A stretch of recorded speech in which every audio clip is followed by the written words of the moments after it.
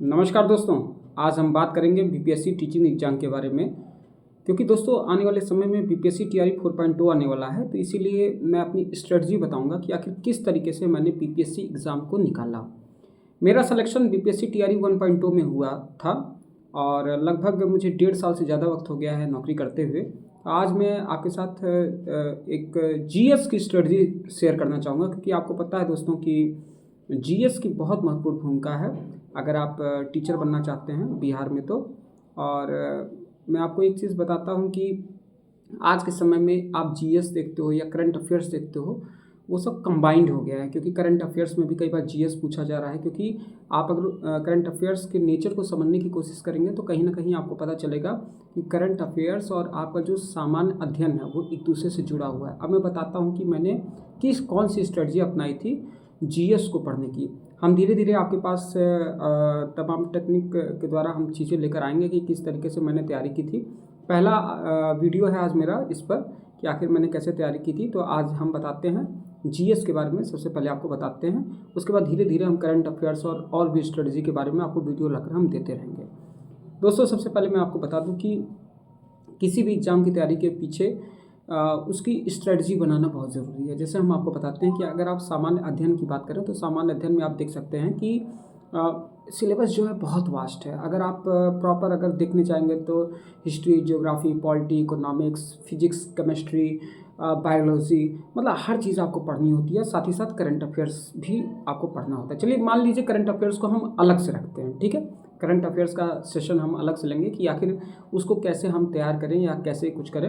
हम पहले आज जीएस की बात करते हैं। सबसे पहले मैं उन लोगों के लिए बात करना चाहूँगा कि जिन्होंने अभी तक टीआरई 4.2 के लिए बहुत ज़्यादा पढ़ाई नहीं की है।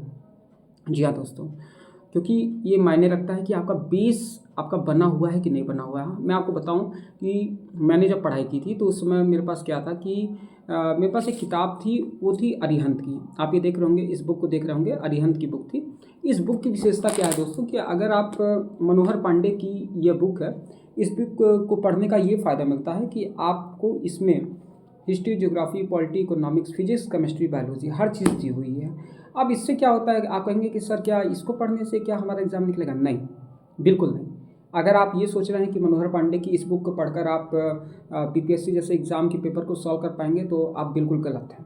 मैं आपको सीधा साफ बता रहा हूँ, ये जो किताब है मनोहर पांडे की, ये जो बुक है या जो लूसेंट की बुक आती है, वो केवल आपको बेस बनाने का काम करती है। आपका जो, अगर आप न्यू कमर हैं और आपको बहुत जल्दी से चीज़ों को रीड करना है तो आप इसको क्या करते हैं, आप इसको पढ़ सकते हैं। इससे आप एक अंदाज़ा लगा सकते हैं कि हाँ हिस्ट्री में क्या क्या चीज़ें दी हुई हैं या ज्योग्राफी क्या है, पॉलिटी क्या है। आप जल्दी से आप चीज़ों को ग्रैब कर सकते हैं। रही बात कि अगर आपको और ज़्यादा क्या कहते हैं चीज़ों को स्ट्रॉन्ग करना है, तो उसके लिए है कि किरण की बुक आती है, सामान्य ज्ञान की किरण की बुक आती है।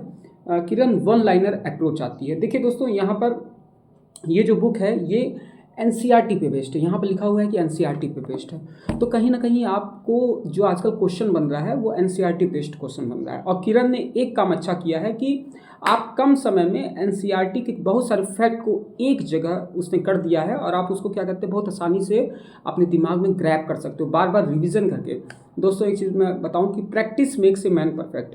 अगर आप रिवीजन नहीं करोगे तो निश्चित तौर पे आप कितना भी पढ़ लो और कितनी भी ज़्यादा चीज़ें पढ़ लो, निश्चित तौर पे आपको सफलता नहीं मिलेगी। क्योंकि मेरा मानना है कि प्रिसाइज पढ़ना है, कम से कम पढ़ना है और ज़्यादा बार करना है, ज़्यादा बार पढ़ना है। क्योंकि रिवीजन एक ऐसी टेक्निक है जिसके तहत आप क्या करते हैं किसी भी चीज़ को आप जीत सकते हो। रही बात, ये किताब मुझे बहुत अच्छी लगी।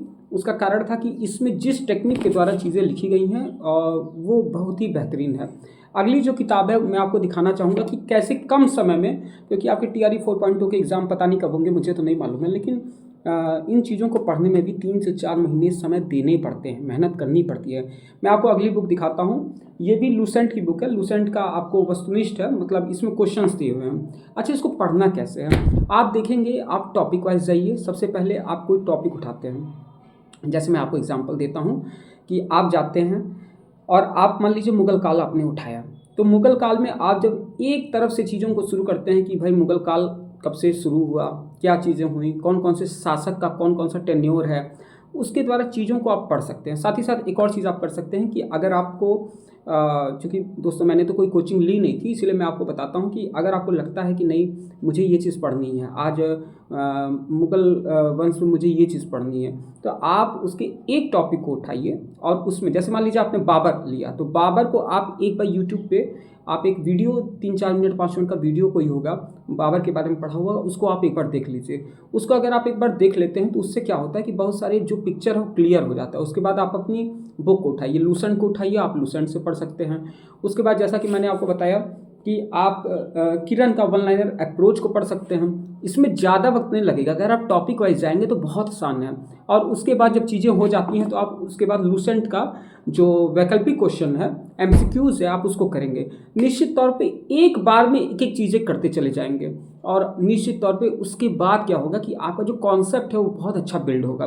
देखिए दोस्तों, बार बार चीज़ों को करना, जैसे मान लीजिए आपने थ्योरी शुरू की, थ्योरी से आपने पढ़ना शुरू किया, उसके बाद आपको एमसीक्यू लगाना बहुत ज़रूरी है। क्योंकि कॉन्सेप्ट क्या होता है, कॉन्सेप्ट ये होता है अगर हमने कोई चीज़ पढ़ी उसके बाद हमें उस पर मनन करना होगा, चिंतन करना होगा, ये चीज़ें क्यों लिखी हैं, कैसे लिखी हैं, आपको उसको इंटरकनेक्ट करना होगा। और इंटरकनेक्ट करने के बाद उसके बाद क्या होता है कि हमें कैसे पता चलेगा कि हमको वो चीज़ आ गई।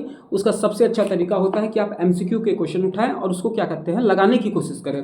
आपसे क्या लग रहा है क्या नहीं लग रहा। मान लीजिए इसमें ऐसी बहुत सारे क्वेश्चन होंगे जो कि आपकी किरण या लूसेंट में नहीं दिए होंगे, तो इसे घबराने की बात नहीं है। आप कुछ हद तक आप चीज़ों को गूगल भी कर सकते हो, आप और भी तमाम सोर्सेस से उसका यूज़ कर सकते हो। आज के समय में आपको कंटेंट में आपको किसी भी चीज़ में कमी नहीं मिलेगी, मतलब लेकिन यह है कि आपको मेहनत करना पड़ेगा। मेहनत कीजिए। मैंने आज आपको जीएस का पोर्शन लेकर आया है, जनरल स्टडी के बारे में आपको बताया है। इसके बाद हम अगली बार मैथ, रीजनिंग और जितने भी करंट अफेयर्स के बारे में हम अलग अलग वीडियो ला के आपको हम क्या करते हैं स्ट्रेटजी बताएंगे। तो निश्चित तौर पे ये बहुत ही बेहतरीन स्ट्रेटजी है जिसको मैंने अपनाया था और एक बेहतरीन नंबर मैं लेकर आया था। तो इसीलिए मैं चाहता हूं कि आप भी जब एक बार 4.2 में आप उतर रहे हैं तो निश्चित तौर पे आप हिम्मत को बनाए रखें और घबराने की ज़रूरत नहीं है। क्योंकि अगर आपको एक स्ट्रेटजी, एक अच्छी स्ट्रेटजी लेकर आप चलेंगे, आप एक सैद्धांतिक तरीके से आप एक टाइम टेबल बनाएंगे और उसको क्या कहते हैं यूज़ करेंगे बार बार और उस पर अडिग रहेंगे। जी हाँ दोस्तों, अपने नियम पे अडिग रहना, एक नियम बना के उस पर अडिग रहना बहुत कठिन काम होता है। अगर आप उस पर अडिग रहेंगे तो निश्चित तौर पे मैं गारंटी लिख कर दे रहा हूँ कि आपको सफलता जरूर मिलेगी। तो इसी के साथ मैं आपको ऑल दी बेस्ट कह के जा रहा हूँ और फिर से मैं नई वीडियो के साथ आऊँगा जिसमें मैं मैथ और रीजनिंग और करंट अफेयर्स मैं आपको ओवरऑल स्ट्रेटजी बताऊँगा कि हाँ किस तरीके से मैंने चीज़ों को क्रैक किया है, तो आप कैसे क्रैक करेंगे। Okay, bye bye.